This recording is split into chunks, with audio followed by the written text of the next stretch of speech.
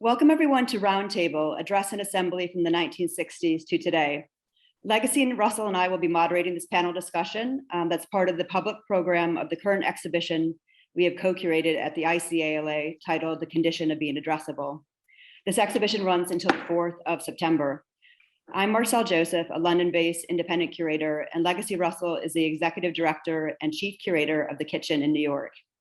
We are joined here today with 5 of the artists from the exhibition, so please give a warm welcome to these 5 artists who I will briefly introduce. Starting with E. Jane. E is a Philadelphia-based conceptual artist and musician whose work incorporates digital images, video, text, performance, sculpture, installation, and sound design.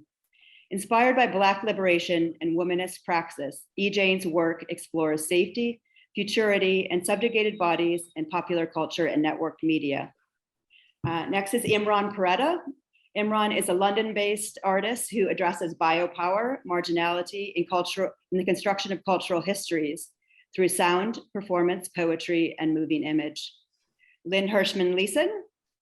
Lynn is a San Francisco-based artist and filmmaker whose pioneering use of technological media continually tests the boundaries between real and virtual identities and questions gender, identity politics, and selfhood. Mary Kelly. Mary is a Los Angeles-based conceptual artist, feminist, educator, and writer whose large-scale narrative installations and theoretical writings address questions of sexuality, identity, and historical memory. And Zadie Shaw. Zadie is a London-based Canadian artist whose multidisciplinary work investigates notions of belonging and identity that draw their influence from both myth and folklore, as well as lived experience within the Korean diaspora. So welcome everyone. And now over to Legacy to ask the first question.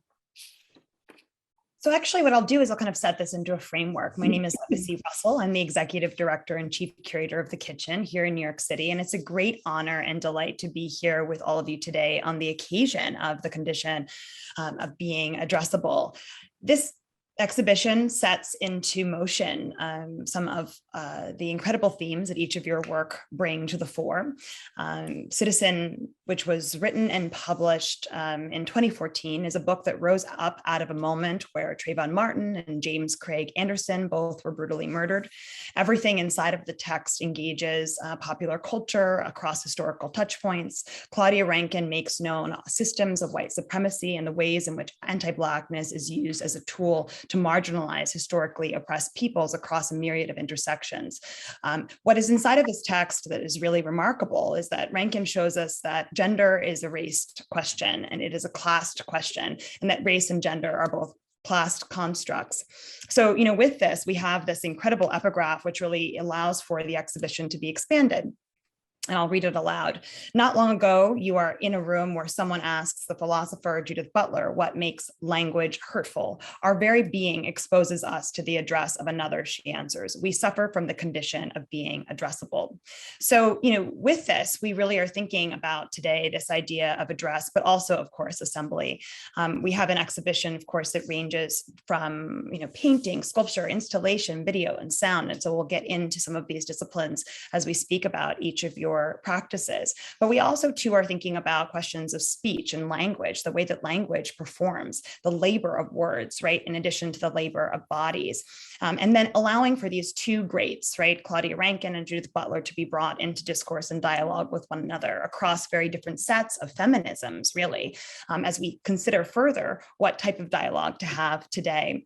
So, perhaps it would be good to start there, right, to think through together the ways in which address and assembly might be central to your work and how perhaps each of you are grappling with these themes as you advance in your practice and as well think critically about what it means to make as artists in this moment in the world. I'm going to look at you, Zadie.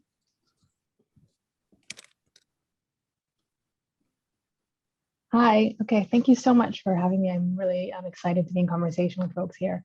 I was thinking about this question a lot because it's something that I guess, wanted to work through for the entirety of my practice, even when I was an undergrad. And I think it's gotten to this point in my life where I think about it on a day-to-day basis, but at the same time, there is now a point of wanting to refuse that addressability. So I think with the work that is shown in the exhibition, I believe it's from around 2016, 2017, I'm not sure.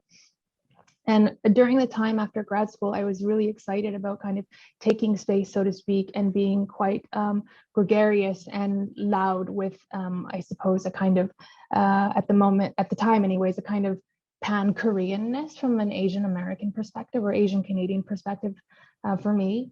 But as I've gotten further along in my career and have had more opportunities to exhibit, I've actually become quite uncomfortable with putting myself front and center, while still really being quite interested in having these conversations, but also thinking about the way in which image representation, self-image representation when dealing with these subjects fuels a type of cannibalism or a thirst in the art market or art industry, or even within institutions that I'm actually quite uncomfortable with, and I'm myself trying to grapple with that. And I think a lot of my work for the past few years has purposely avoided the body. So whilst I used to be in a lot of my work and I used to be in the moving images, I've always consciously tried to use masks as a way to kind of conceal my face. I think that was really important for me as a way not to kind of create ethnic or ethnographic spectacle, really being conscious about that, but at the same time having a real deep desire to embody a type of Koreanness that I never felt really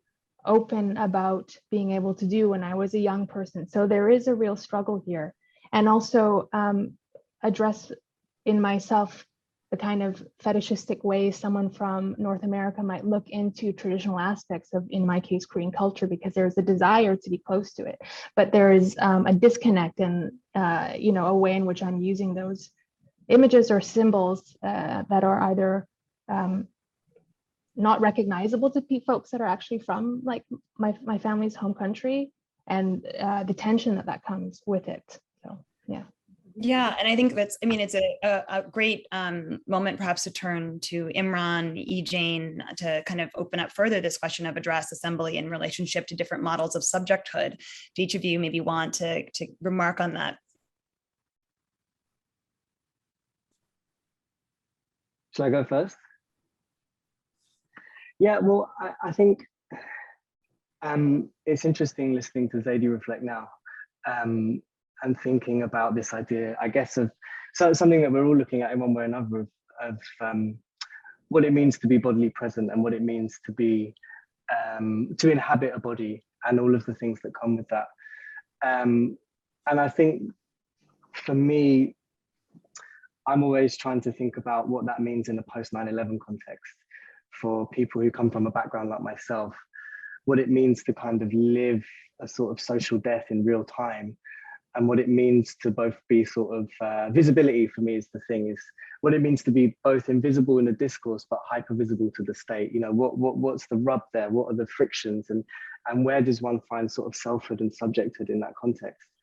So that's kind of the context of the way in which I've sort of thought around those questions. And I guess in the context of assembly, I think I have chosen to sort of interpret that word in terms of thinking, I guess, about solidarity, and particularly since with the context of the last couple of years and this kind of like affective, emotional, and also physical distancing that's happened since we've all had to kind of self-isolate and kind of participate in society in quite a strange way, whilst kind of living out this sort of big, I guess, like global trauma.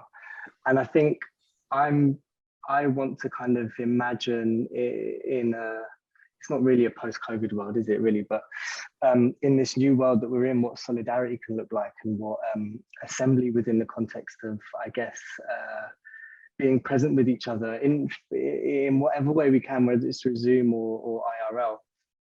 You know, how these hybrid forms of being together, what they look like, and how I guess massive voices can articulate itself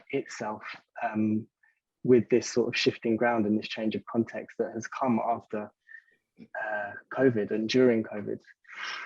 So I guess these are the ways that I'm thinking about it.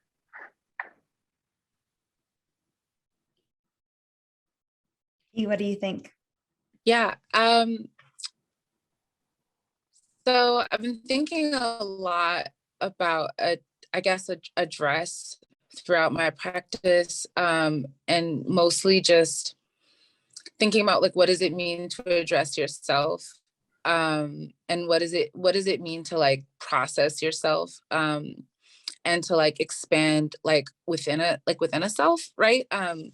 And I think a part of that is that like I'm thinking about it through the lens of photography, right? And like the anthropological history of photography, and how often when bodies like mine show up on cameras, it's like through like very I feel like kind of like violent, like the gaze can be quite violent over like, he's like, when I think about like the first time I saw images out of like Africa that were like taken by certain like white spectators, right? So I'm thinking about like, well, how does that relate to how I image myself, and the like way that the Western sort of like lens sort of like wants to read my body. And so it's like, how do I resist that through imaging myself, right? And so, but also then thinking about what Zadie was saying about not necessarily wanting to like cannibalize yourself, like how do you sort of like do this work for yourself, but then when you put it in a gallery space, like kind of have still more control. And so I'm thinking in relation to the two pieces I have in the show, one is a video installation featuring my alter ego Misa, which is one of the ways in which I expand within myself. And that document was actually videoed by me. Like I shot that film. And then I had the other person, actually, the video girl, my friend Sarah, who's the video girl in the film. It was actually her camera. And so she shot it too. And a lot of the clothes, she did the clothes. And so it was this very like us, this world for ourselves, putting in the gallery. The fabric is meant to sort of like distort the bodies a bit, so that it's not just like being readily given to you. There's some there's like some understanding of like, this is more than just our bodies, this is sculpture, you know, this is about how the sort of like flowers get projected on, and how the fabric creates double layers with the skin, and like all these other conversations that are like, these are just two Black bodies for you to like gaze upon and like consume. And then with the neon I have in the show from Maxine Waters, it's like there's no body at all, which is a newer work. And so it's like, instead of showing her through her body, I'm showing her through her name, because I think that that's like, you know, I was thinking about like these signs, and like also when there was like 2 years ago, she made some comment about giving politicians hell in like all the public spaces, and people were very upset with her about that, and they were making these angry signs towards her. So I'm like, well, I'm gonna make you a happy sign. I already wanted to do the work beforehand, because she was just giving me so much life during the presidential election when Trump won. But it was like, at that point I was like, I have to make the sign, because I need to hold you up in a way that is like positive. And so it was like, what does it also mean to give like a positive address? But I'm wary of assembly, because I think that there's just so many, like my version of my body and like my perspective on my body is very colored from where I am. And like, if I looked exactly like me, but I was born in Nigeria, I might have a totally different perspective on my body. So like, how do we collect when there are so many different perspectives? And even if we collected in all those perspectives, we would all have like individual voices. You know what I mean? Absolutely. I mean, I think it's a really interesting point to think about assembly as, you know, quite literally the act of congregation, right? But also the ways in which the collective body is represented, right? And also the assumptions of universality, right? And this idea of the collective body, which I know each of you, you know, have thought about in relationship to your work, how to make things, you know, hyper personal, but also as well to kind of refract some of those visions and to break them open and apart, really, to kind of demonstrate and to show the ways in which they can kind of travel in different directions. But I know, of course, we want to hear from Mary and from Lynn too. And so Marcelle, you know, this is, I think, an apt moment to kind of shift and sort of diverge a little bit as we bring that question really of address and assembly into dialogue with Lynn and Mary's practices. Yes, absolutely. So in both of your works in the exhibition, Mary and Lynn, you use domesticity as a subversive feminist tool. And in your work, Mary, Beirut, 1970, that was made in 2017, you use compressed lint from a household dryer to recreate a letter written to you by a friend in 1970 about your time in Beirut in the late 1960s. And Lynn's home front from 1993, it features a doll's house sculpture, which contains a video as you look through the kitchen window, and it's a video of a conversation between spouses in their kitchen at home on a Saturday morning. There's a breadwinner lawyer husband and a stay-at-home wife, and they're arguing over their familial responsibilities. And this conversation culminates in a quite horrifying episode of domestic violence. So I was wondering if you could both comment on your approach to domesticity as a provocation, and also how critical and public perception of the subject matter may have changed over time. Well, the piece that I have in your show is, was made quite a while ago, but still it existed then and it exists now, that many of the most violent things that we suffer under are invisible, and that they're not spoken out loud or seen beyond the window that has a curtain on it. And a lot of what I do with my work, both as an individual, speaking just directly to a camera about things that we don't normally talk about, to make it more a broader conversation, as well as works like this, is to try to bring forward specifically things that are affecting our lives, affecting our choices, or that we think are affecting our future, so that we can bring them forward and really address them and shift them. I think that lately that scanning technologies have turned our eyes into surveillance tools, and virtual worlds are sutured to our nervous system. And so the way we look at things are different. The way I look at things anyway is different now, because the invisibility is an algorithm that has really more violent and destructive control over the choices that we have in our lives. And often we don't even know that they're limiting what our possibilities are. Yeah, very interesting. And what about you, Mary? Could you talk about your work and domesticity? Well, I would say rather than domesticity, it's the everyday that I'm most interested in. I don't think that there's anything essentially transgressive about domesticity. It has to be situated. And of course, as Lynn and I remember, like in the 70s, in a very male-dominated art world, it was transgressive. But I would say if I translate that into the concerns today, it would be more about the notion of micropolitics and the way that kind of challenges the sort of grand narratives of social change. And the letters are that I have in the show. The letter is one of 3 that was in an exhibition called The Practical Past. And I was trying to deal not only with the history of sort of dreams and desire, the iconic images of 68 and things like that, but also to look at what Hayden White calls the practical past. That means how we look at the past to get tactics for living in the present. So each one of the stories is this kind of negotiation of the everyday. The Beirut letter is sent by my friend saying, we want to live our lives like Simone de Beauvoir and Sartre, but the marginal person in the relationship isn't going for it. And it's just not working out. So, and one of the other letters is about, kind of trying to manage activism and childcare in a communal situation. That's the London letter. And the Tucson letter is about the Vietnam War demonstrations that took place kind of locally and non-hierarchically, and are implicated in the writer's just everyday struggle to make a living. So what I wanted to ask, through that body of work is what, if anything, is passed on from one generation to another as a kind of feminist tactic for living?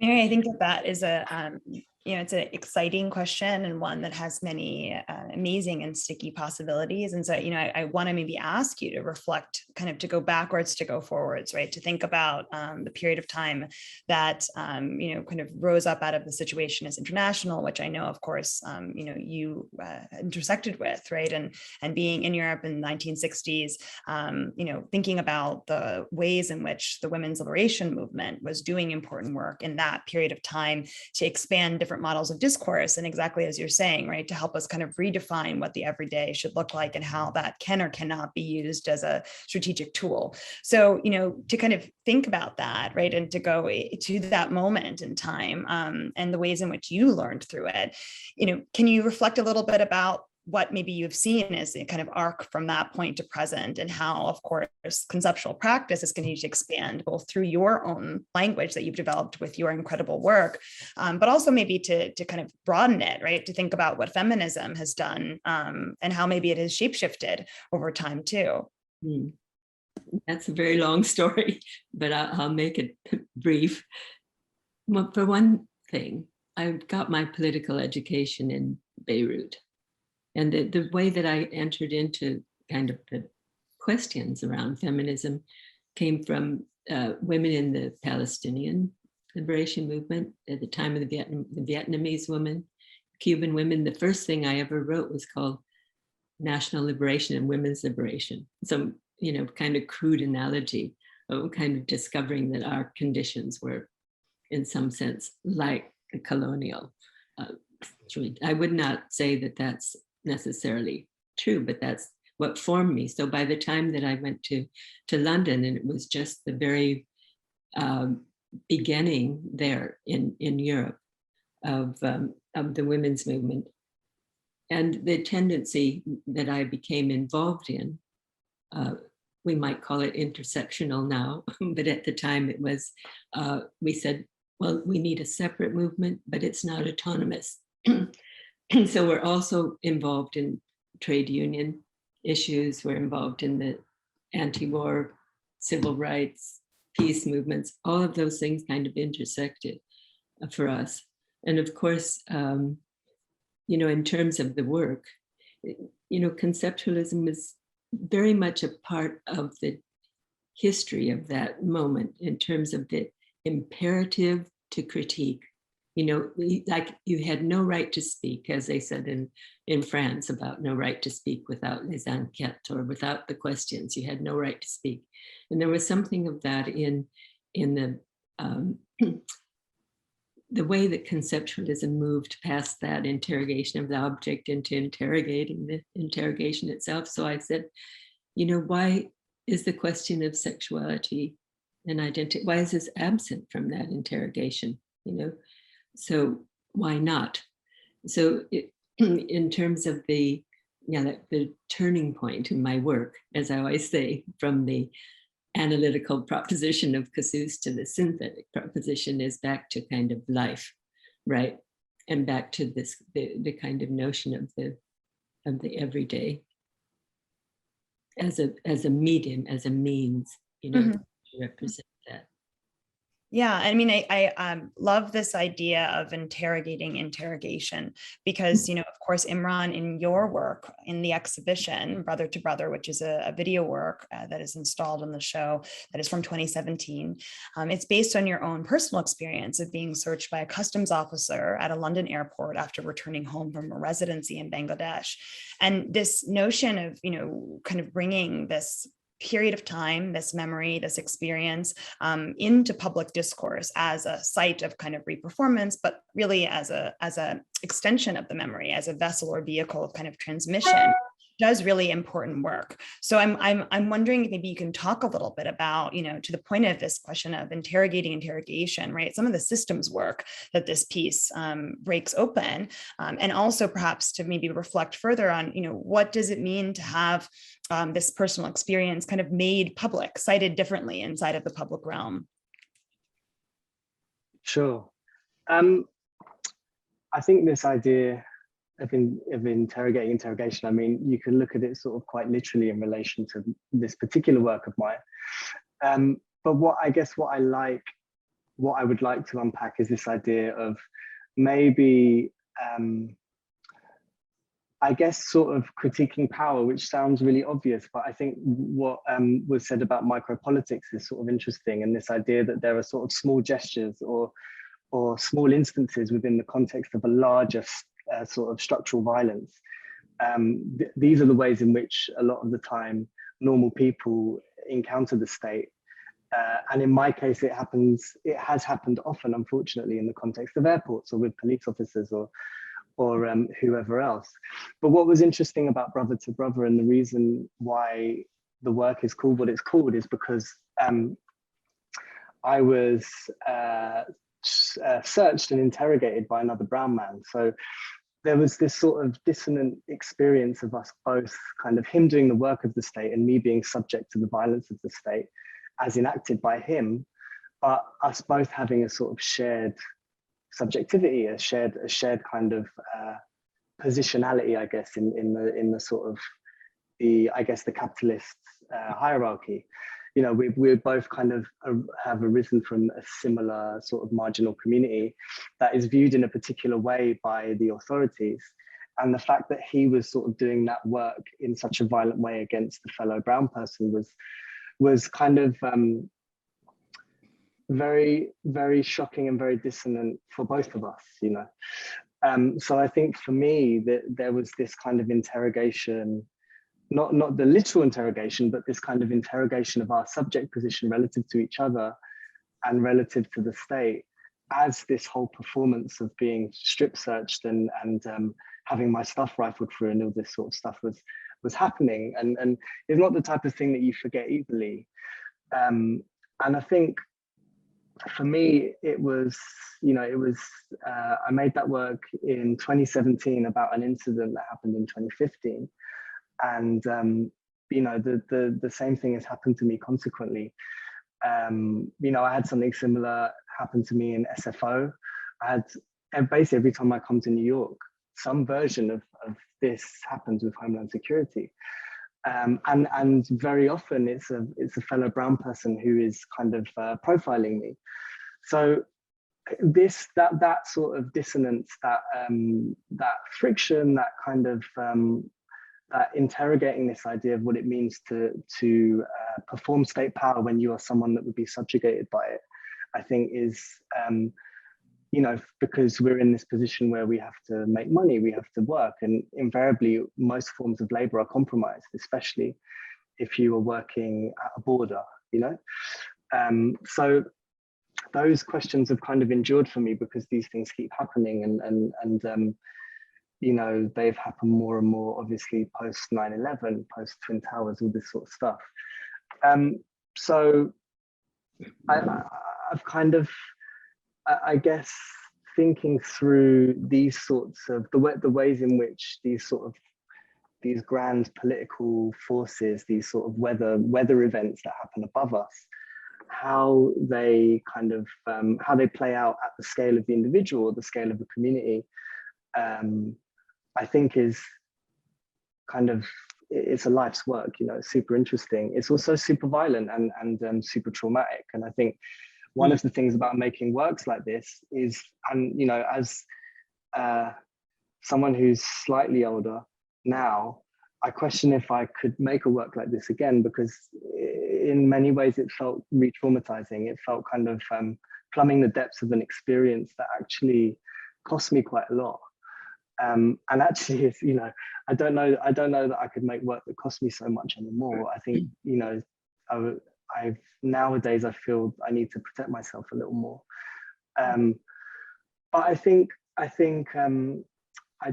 sort of don't regret making it. And I think, I hope that it still raises sort of interesting questions about all these things, about intimate space, state violence, about solidarity and when it breaks down, about social death, about marginality, and more than anything else, about structural violence and how in one way or another, we're all subject to these kind of forces, you know, from the micro political to the macro political, just kind of bringing some circularity to the conversation.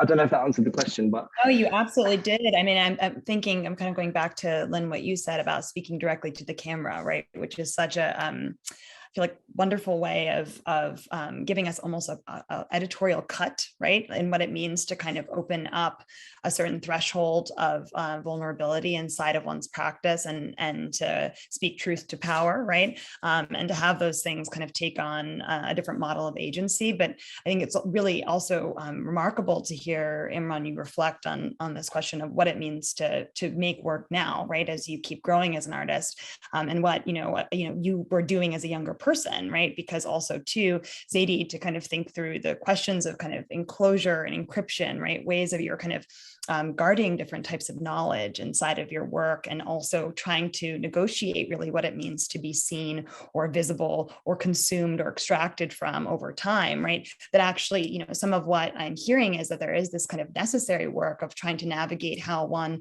puts one's body on the line, right? And Mary, certainly too, in your practice, Lynn, we see that across your work, as well. These ways in which one puts one's body on the line, and then the ways in which at points those gestures, right, can kind of be withdrawn as a protective measure. So I really do appreciate that. I'm wondering if maybe we can turn to reflect further about this, kind of broader view about what, as much we make in terms of the things that are disintegrated through the practice, right? How do we kind of, rebuild and reimagine from there? Marcelle. Mm. Yeah, you'd mentioned world building, so I thought maybe we could speak to Zadie Chaw on that topic. I often describe your practice as a world building one. It's sort of built up of all these disparate symbols that make this unified whole that examines your own Korean diasporic identity as a Canadian born artist. And using textiles like the one in this exhibition that you mentioned earlier, as well as live performance, installation, a moving image. Could you talk about how fantasy, world building, and shape shifting function to address perhaps the pain of visibility or the labor of representation in your practice? Yeah, I think just kind of going back to what I was saying earlier when I was speaking, for me, I think wanting to create maybe alter egos or kind of be in a more performative space earlier on in my practice, particularly after I came out of kind of conventional painting. This is what the foundation of my education was. It was really, I think, to address maybe more so the pain of feeling invisible as like an East Asian woman and the child of a single parent immigrant, and just probably feeling the type of kind of self-reflexive invisibility, as in kind of not knowing really who I was as a young person, and wanting to address that through performance and textiles, particularly with the idea of costuming and clothing and theatricality. And so that kind of resulted in this after effect of being maybe purposely hypervisible, as I was mentioning earlier, and something that actually I think I was really drawn to. And in many ways, I still feel that I am, but I've needed to pull back, not only as a protective measure for myself as an artist who, is public in a very niche community. So I've still wanted to think through those ideas, but think about them through the perspective of animals, and particularly how, let's say, traditional folk tales use animals as almost avatars to speak about the human condition. I think that we can look at kind of global fables as a marker of how we're able to have some type of critical distance and be able to think through kind of common social problems or situations in history, and be able to kind of contrast that or use it as a kind of skeleton to think about or frame issues of contemporary moments. So I guess what I mean by that is, I think like Imran, the work that I made for the show comes from a place that's a little bit further away from the way I'm working now. But likewise, I'm still making work that actually looks quite similar. But I think the impetus or the driving factor to make those works is quite different. So earlier on, I was really thinking about kind of channeling ideas of Korean shamanism, particularly within a ritualistic space, not necessarily to use that as a kind of ethnographic lift and kind of place it in my work, but rather really thinking about that figure from an anti-colonial and a feminist perspective and how that figure moved within Korean cultural space. And I think for me was also a really nice parallel to think about storytelling and being able to tell one story, particularly through the idea of like emceeing or storytelling, and kind of using that really charismatic figure who's speaking to an audience in reference to pop stars or other musicians, and trying to, I guess, like take that space as a way to kind of inform my own narrative. Now, it feels a little bit awkward for me to say that now because I don't really feel like I'm making work in the same way. I think I've had to learn about myself and learn about how I want to present myself, or even think about who I am amongst other people, because I'm not only interested in addressing like a kind of Koreanness. I think I use that because that's my own positionality and that's how I'm able to kind of view the world, but also really thinking about how that intersects with me being from Canada, and how the kind of the violence that, you know, unwittingly, you know, my family has enacted on Indigenous people just by coming to Canada in order to seek kind of prosperity. And, you know, these are things that as a young person I never thought about. So excuse me while I'm a little bit slow with this, because it's something that I feel like a lot of us are ruminating on at the moment. So whilst maybe earlier on in my practice, I was really thinking about a teenage self, about how I was quite, I suppose, almost even self-absorbed with this kind of insecurity. I'm now thinking about how, yes, I come from this, you know, in quotes, marginalized background, but, you know, that marginality intersects with other violences that are enacted on other people. So it's really complicated, the way in which we need to think about identity, particularly for me from like, you know, in quotes, a diasporic sense. It's not only now about like a kind of representation of like me in the world, but how does that representation bump up against other people, you know? And even with the advent for me of thinking about the financial rise and boom in East Asia, that's really impacted how I can feel people treat me. When I was younger, I was treated very differently than when I move around in art spaces, because I think people that look like me hold a lot of power and also are expected to be there. And it's very strange for me because economically I don't come from that background. So it's a really interesting thing about how people perceive you.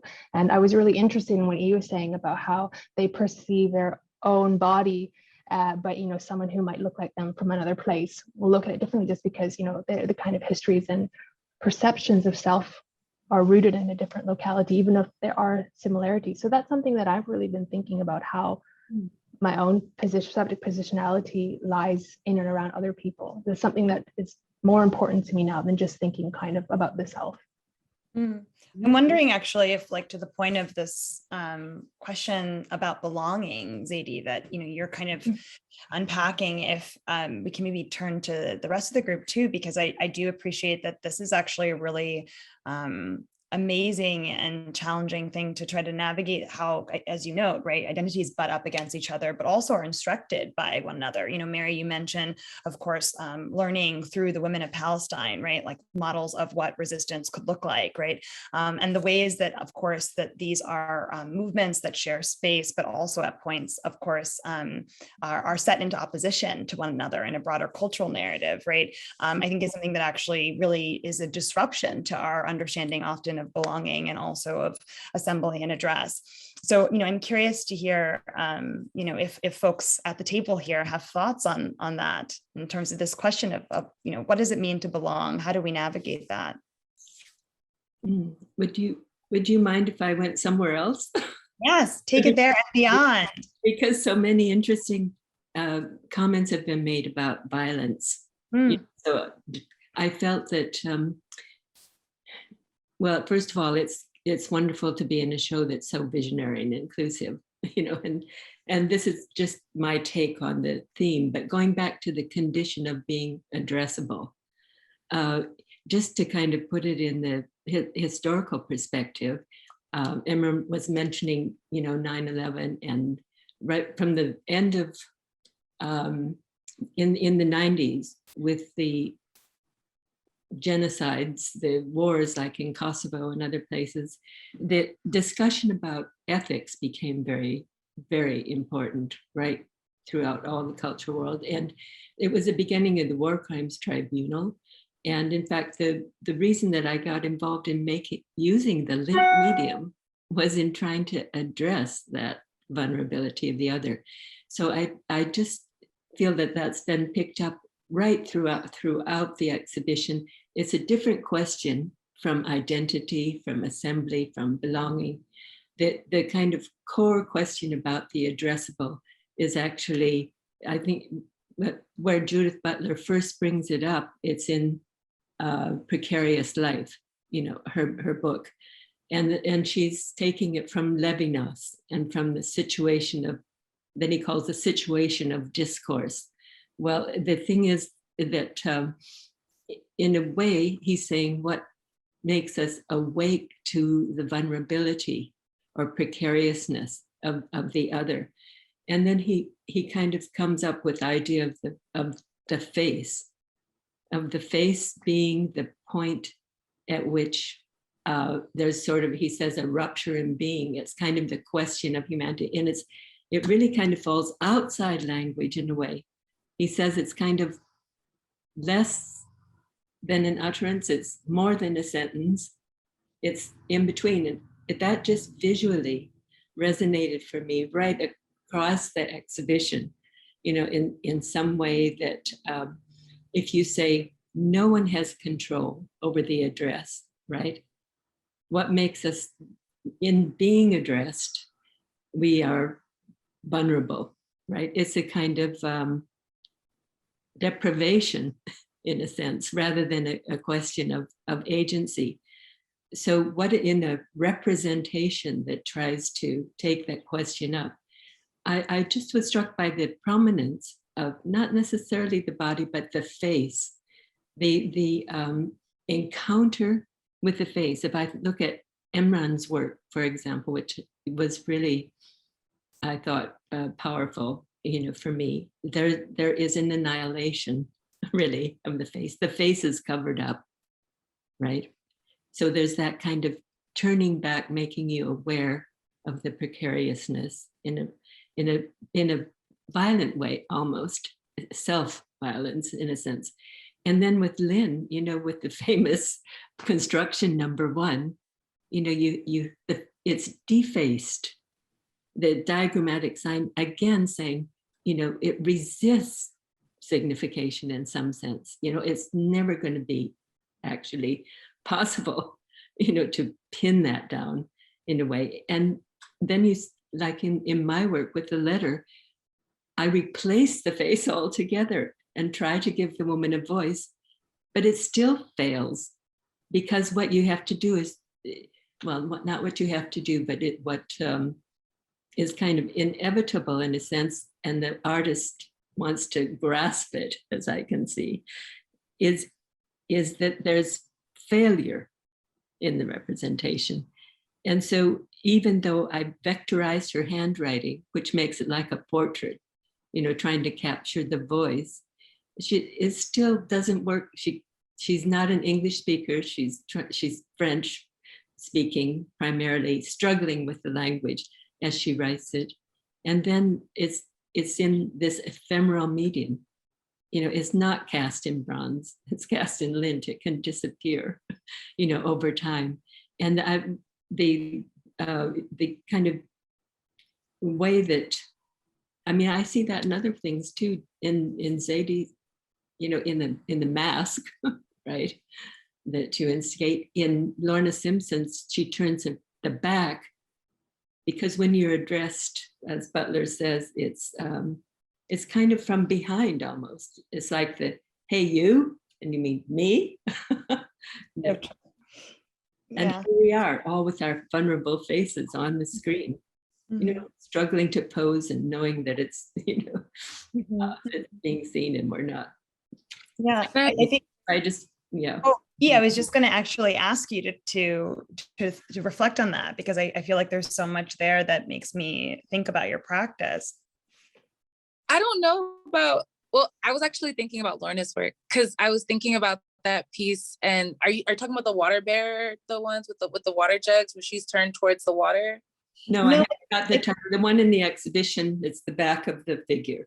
Yeah, so it's basically, it's multi-paneled with the back of the figure. The title, right? Yeah, and so just noting too that thinking about what this idea of belonging is in relationship to the threshold of proxy, right? Like, and I think in the ways in which obviously the materiality or the kind of subjecthood as it is represented literally, right, in the act of making an art object that then lives in the world, in lieu of, right, or kind of in symbolism of, or as an extension to the creative body. I appreciate that there are these different kind of rings around that, and so I'm curious to hear as we reflect on kind of our final moments together, what does it really mean to have these proxies exist, right? These proxies of other individuals, these proxies of one's practice, of oneself, as they are extending in different directions.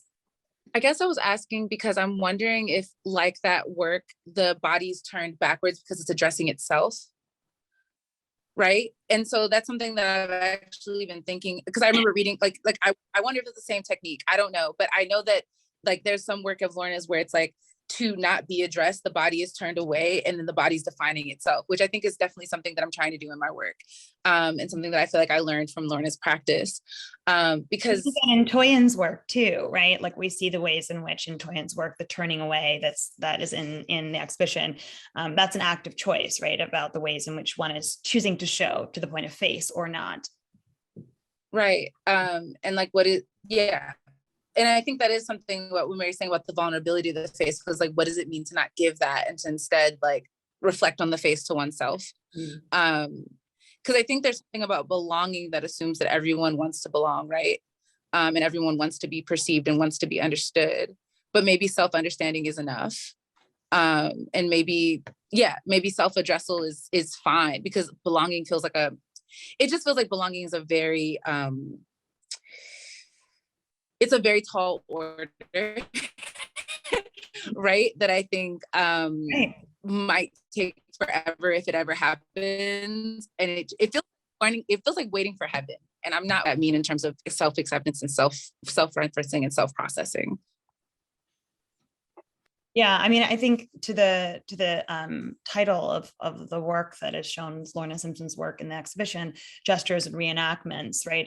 It's this idea of the kind of restaging of what we understand as being real or fictive, right? And thinking about what that means as a kind of signification and symbolism. But also, I appreciate too, it helps us maybe think differently about this question of belonging, as you said, is maybe not really being the goal at all. I don't know. I mean, Lynn, I'm seeing you nod, but I'm wondering what your thoughts are about that. Well, I do think a lot of this is a quest for understanding the reality that we live in, which is easier to do through some sort of a fiction. And it seems like part of the human condition is looking for other beings besides ourselves to let us see what the world is like at a particular point, whether it's this need to find an alien or someone from outer space or a cyborg or something that that will let us in on how we're going to continue living in the dire prospects of the world and how we can all become sustainable. I think you have to look at the whole broad range of what we're told that we are without our knowing it, and how much it's influenced what our choices are. When you think about all the things, most of the technologies were designed by the military that we're using, and in the DNA of that invention that we consume every day, were turned into a kind of an enemy, in that there are people that could read through the margins of who we are more than we can.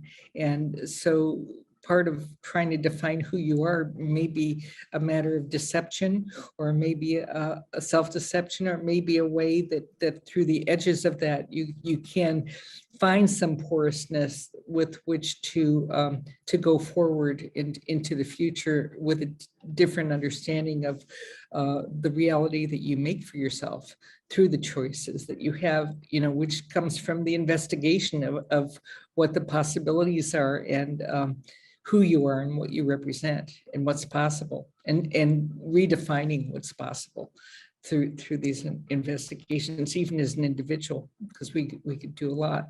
I mean, I think that so much has changed in the last 50 years of the possible, particularly in the art world. You didn't have women museum directors, you didn't have women curators, there were no women writers or critics, and you go to a place, you know, like the recent Venice show that has turned all of that upside down. I think we have to be cautious to say that now we've addressed that. We don't have to do that in the future. It's really a matter of constant vigilance of understanding one's place in the world and how to be effective in it.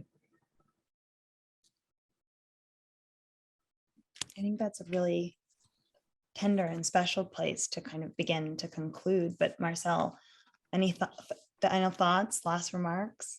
Yeah, I'm just, I really liked Mary's, comment about ethics and addressability and about faces in the show. Like even when like if you look at Tiana McLaughlin's work, even where there should be a face, she's made this selfie in such a way that, with this reflective jacket where the only thing you can see is the jacket and the phone's flash, and her body and face is completely black. And then it sort of talks about, visibility, invisibility, hypervisibility, like Imran, the hyper surveilled body. Do you make yourself bigger? Do you make yourself smaller? And I think a lot of what the artists have been talking about today is like strategies they use to, maybe claim space, agency, represent themselves in a society which, may oppress certain people in our sort of white, heteronormative, patriarchal society. Yeah, I think, as we turn to really what will be the unfolding of this immense exhibition with each of you here, I do just want to note that, there has been 6 years of really a practice that has unfolded across all of you, all of the amazing things that of course have occurred over these past years, pandemic be damned. So, it's such an honor to have the opportunity to reconvene in this way and to sit and reflect. And we're so thrilled, of course, to have the opportunity to continue to be in dialogue with ICLA. There'll be some other programs, I believe on the 27th of July, a reading group that will be planned at ICLA. So we hope folks will stay tuned and in touch. And for those of you who we will see on the West Coast, we hope to see you soon. But thank you all so much. Mm-hmm. And thank you. I just wanted to say one thing about belonging on behalf of me and Lynn. And that's, to be in the dialogue with the younger artists. Your sense of generation as something which is not necessarily biological, but it's a cultural and intellectual inheritance of sorts, has made me think about, what it is we belong to here, what it is we're, exploring together. So that's grateful for that. Just say, opportunity, and you are my hero. I first saw your work when I was 23, and I hope you know that like all of what I practiced would not be possible without your work and the Roberta Brightmore Project. So thank you so much for being in the show and just sharing with us. Oh, thank you. Well, on my screen, the two of you are appearing right next to each other. So, I mean, it's really a full circle, throbbing heart moment. But I remember saying something very similar. Both to Lynn and to Mary, both. You just, I think it's really special to have these moments across generations and across practices too, because I just, I keep coming back to Lynn, moments where, you have reflected about your work as it has been received at different chapters of the world, really, right? Across a long arc of a career. And so certainly too, with Jane and Imran and Zadie, there are now, of course, chapters beyond that we, of course, look forward to continue to witness. And, it's exciting to see where these things as well intersect, right? Jane and Lynn, in a conversation at last, right? Even though maybe in conversation all along, which is so phenomenal. So thank you all again. Are there any final notes before we wrap up? Just before we wrap up, would it make sense for each of you to say where and when we can see your work next? Mm. Mm-hmm. Well, for me, that's the De La Cruz Gallery at Georgetown University in September. Zadie? I'm currently in San Francisco, so I'm in a two-person show with the artist Hernan Bass at Jessica Silverman Gallery. And in September, I'm going to have a solo exhibition at the Whitechapel Gallery in London. Amazing. Imran? I'm just chilling, raising a child at the moment. So there's things coming, but not for a little while, thankfully. So family time for me. Okay, enjoy that. Lynn? Well, I've just come from a 10-year nonstop run, and my work will be up until November 27th at the Venice Biennial. Prize winner, I have to say, but yeah, like, you know, in terms of just the amazing accolades of Lynn's work at Venice, I have to give a shout out. Thank you very much. So I'm just thinking and researching beyond that, and purposely don't have any plans at the moment, but they'll come. And E? Yeah, I'm on residency in the woods right now at Skowhegan, so I'm just kind of figuring that out. There's a show in discussion for at Museum of Fine Arts Boston for February of 2023, but more on that coming. And then there's a show at Green Gallery that I'm in right now that might still be up. It might have closed, I don't know, but yeah. But you're in the woods and you're at Skowhegan, which is, of course, in its own right, such a special experience. So we're cheering you on as you take time in the green to do your work and research. And yeah, thank you all. It sounds like most exciting things to keep an eye out for. And yeah, we'll look forward to visiting with you all as we go through and beyond the screen for sure. Thank you so much. Thank you, everybody, for your time. E, it's so nice to see you, Imran. I love it. Yeah. You too, Zadie. See you in London. Thank you so much, Mary and Lynn. It's a real honor to speak with you. See you soon. Bye. Bye. Bye.